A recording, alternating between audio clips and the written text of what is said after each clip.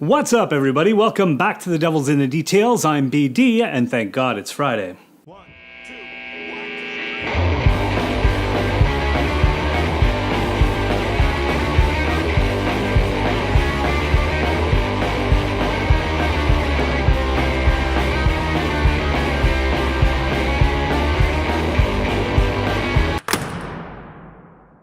Today, I'll be looking at director Luc Besson, and one of my favorite sci-fi films of all time, The Fifth Element. The 1950s and 60s of France was the birthplace of French New Wave cinema. It was a trend that led to experimentation with editing, narratives, and visual styles, which later became known as Cinéma du Look. Cinéma du Look was an 80s French film movement, which classified certain directors, Besson included, as directors which favored style over substance, spectacle over narrative. It referred to films that had a slick, gorgeous visual style and a focus on young, alienated characters who were set to represent the marginalized youth of France. Themes that run through many of the films produced at the time included doomed love affairs, young people more affiliated to peer groups rather than families, a cynical view of police, and symbolism of an alternative underground society. Some of these themes are present in Besson's script of The Fifth Element, a script he started writing when he was 16. I didn't know I would be a director in the future at this time. I was just looking for a friend, and I couldn't find it. I have no brothers, no sisters, no TV or thing like this, so I invent this world to escape mine. An evident influence and inspiration to Besson in The Fifth Element was the artwork created by artists, comic strip writers, and illustrators Jean-Claude Mézières and Jean Giraud. Giraud, also known as Moebius. Both Moebius and Mézières contributed storyboards and concept designs for the film, and if you're a fan of their work, you can clearly see their influence throughout the film. Both artists, along with designer Patrice Garcia, were tasked with envisioning a futuristic New York City. What was interesting was to imagine that instead of having a glass and iron city, always very, very cold, I wanted New York very warm, that people live an everyday life. What would New York City be like without taxi cabs? Mézières originally created flying taxis in his comic strip Valerian. When Besson saw those, he then asked Mézières, "Can you draw flying police cars?" You got lucky. They don't chase you after a mile, they don't chase you.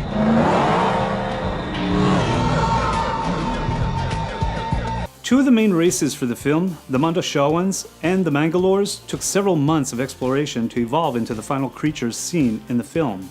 Lost in Paradise, practically a character on its own, was another concept that took years to evolve into its final iteration. It's described as a colossal vacation center, a gigantic, strange, yet functional vehicle. It needed to look at home, be it in the water, above it, or even in space. The movie is filled with striking images, in particular, the enigmatic and captivating Diva Plava Laguna. Besson requested that all his artists submit their own version of the diva before deciding on a final design, and all artists agreed that the concept submitted by Garcia's Celestial Singer was the best one. Movies are expensive to make, to say the least, and always need solid financial backing. Zaltman Bleros, the original title before it was renamed The Fifth Element, was stopped halfway through its production for lack of being able to secure an American co-producer. But that wasn't the only reason that Besson halted production. The special effects house that he was dealing with for some of the effects in the film had told him that they weren't there yet, and although technology was moving very quickly, they still needed a year or two to be able to produce the effects envisioned by the director. Besson then left the production and went to the United States to film The Professional, or Léon as it's known outside of the US. This did two things for Besson. It gave his career an international boost, and it gave technology the couple of years it needed to catch up. Léon was such an enormous international success that Besson was able to prove to American producers that he was very capable of creating a spectacular and profitable movie. And once he was able to secure the budget he needed to continue working on The Fifth Element, the entire production was moved to London's Pinewood Studios, home of the 007 Bond films. The Fifth Element was not only one of the largest productions ever filmed at Pinewood Studios, utilizing 9 out of the 12 sound stages, not including, of course, London's Royal Opera House. It was, at the time, the most expensive production in the history of French cinema, boasting the largest special effects budget of all time. When The Fifth Element premiered in 1997, it was loved by audiences but panned by most critics. But what did they know? The film's budget was a little over $90 million and grossed over $263 million at the worldwide box office, this obviously not including DVD and Blu-ray sales. Now that's an impact. Bada boom. Besson worked very closely with the set designers. He requested that they remain absolutely faithful in set construction to the designs he had chosen created by the artists. Jean-Paul Gaultier, the costume designer on the film, did an outstanding job creating designs that fit right into the 23rd century. He was also the designer that created this. A key ingredient responsible for any successful film is chemistry. You have to feel some type of chemistry between the actors up on the screen because without it, your audience will not be going along for the ride. For the talent, Besson went to New York, handed the script to Bruce Willis, went shopping for 2 hours, returned to see Willis, and Willis said, "It's great, I'll do it." Willis wanted to work with someone as passionate and artistically literate as Besson. And so Besson cast him as Corbin Dallas, the former Special Forces major turned cab driver. Gary Oldman, who had co-starred with Jean Reno in Léon, was the director's first choice to play the evil Zorg.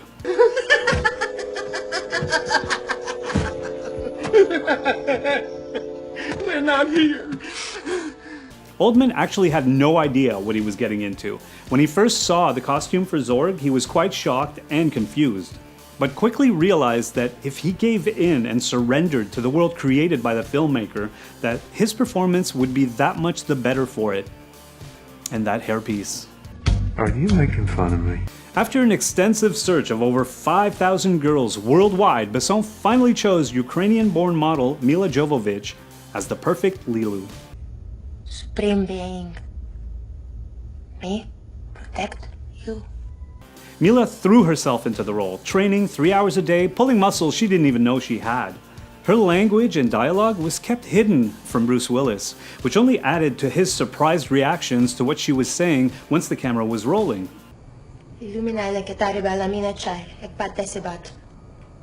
Good. That whole thing's your name, huh? Ian Holm, cast to play the pivotal role of the priest from a secret order, Vito Cornelius. Holm played the stressed-out but gentle priest perfectly.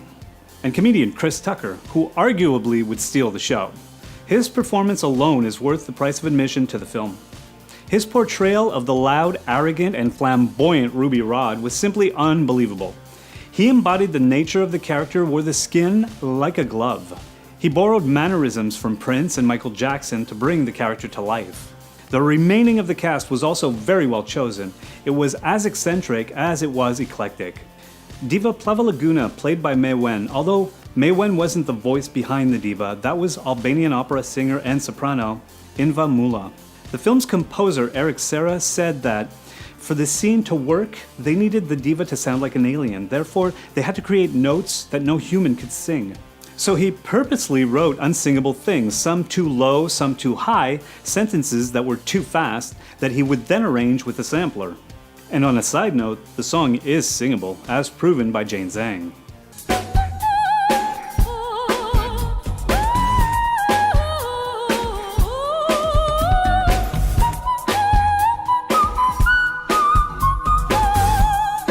Honorable mentions include British comedian Lee Evans as Fogg, former Beverly Hills 90210 star Luke Perry as Billy, Tiny Lister as President Lindbergh, John Neville as General Stadart, and of course, one of my personal favorites, Matthew Kosovitz as the Mugger.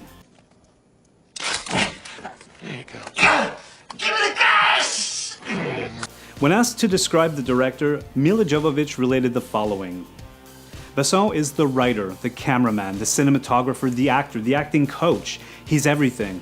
And through that, he gains so much respect and inspires the actors to push themselves even further. With the combination of talent, inspiration, and imagination, Luc Besson was able to create a relatable 23rd century society with a story centered around humanity, love, and hope.